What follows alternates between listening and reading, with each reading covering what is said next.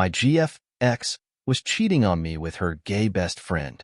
Me 23M found out my ex-GF of 3 years Bree was sleeping with her so-called gay guy friend. Let's say his name is Tommy. Her and Tommy became friends at an Olive Garden. They were co-workers and had been friends for about a year. I shared an apartment with Bree at the time and basically Tommy because he was over almost every night and would sometimes even sleep on our couch even though he had his own studio. One night I got home late from an 11-hour shift and I decided to stay and help close. When I got there I saw both of them sitting on my couch and Bree was laying in Tommy's arms. I didn't think too much of it and brushed it off because I thought he was gay. I was convinced he was very gay because every time me and Tommy make eye contact he always does the same thing. Give me a flirtatious smirk and would always wink at me, and he even wore girl clothes such as crop tops, dresses, and even thongs he would purposely pull up so everyone can see it. As I walked in I didn't say a word and looked at them and Tommy's face was blank. I took a closer look and noticed he was sweating and I seen Bree kind of flinch out of his arms when I first walked in and she had this scared look on her face. I started to feel very sus but didn't say anything because I didn't want to cause a scene, plus I was already worn out from working all day. As I was taking a shower I was also thinking why Bree looked at me like that. I hopped out of the shower and when I came out of the bathroom I watched Tommy leave and noticed he wasn't wearing the girly clothes he usually wears. When he was leaving it's almost like he didn't want to look at me. It's like he was too embarrassed. As I walked into our bedroom I noticed the smell and I knew immediately what had just went down.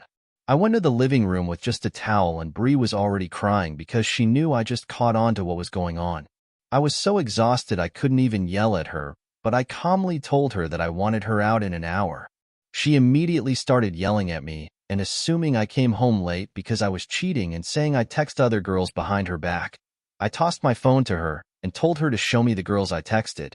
She knew she was in the wrong and didn't even bother proving any of her point, and she just started saying sorry to me.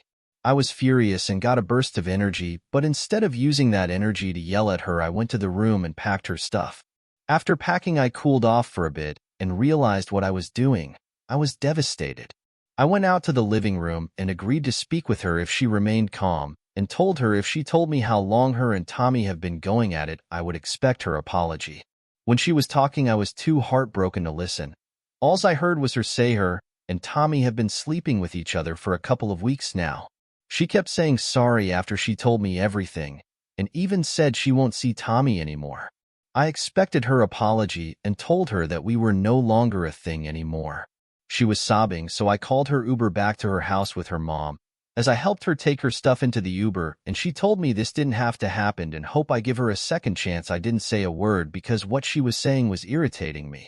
When she got home, her mom texted me and asked what happened, and I told her to ask Bree, then proceeded to block both of their numbers because I knew the kind of person Bree was, and she was going to try and find a way to put the blame on me.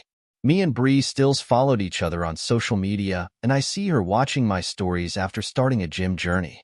It's been 2 years now, and I haven't heard a word from Bree, even though she still watches my stories. I'm still single, and I'm in the best shape I've ever been in.